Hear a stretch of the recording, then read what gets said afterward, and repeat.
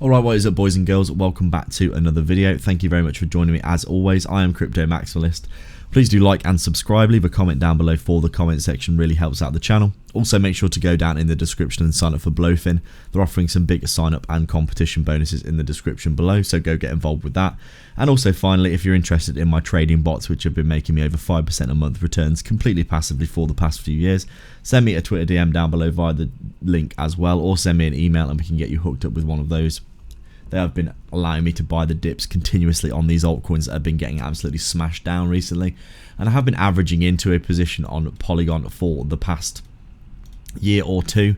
Ever since I got my bots up and running, I've basically been averaging into Polygon because it has been well down from its all-time high overall.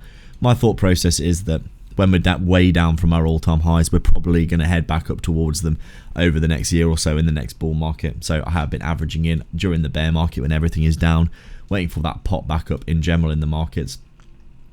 And you can see here for Polygon, I've been averaging in at all these levels, particularly in and around the Fibonacci levels. And then recently on this dip, I have been averaging in yet again, bringing my average entry down on Polygon quite considerably, I would say. Probably down towards this 0.23 Fibonacci right now. Obviously, we are still down from that position, as we have been really tearing to the downside for Polygon over the past, I would say, 6 months, with Bitcoin obviously chopping sideways, absolutely bleeding altcoins dry. But you can see what's been happening with Polygon here with that big pop-up during the start of the bear market. Formed a little bit of a range between the 0.23 and the 618 Fibonacci, but then obviously we came back down again and finally broke that support here, the break, the retest, and the big swing liquidation to the downside.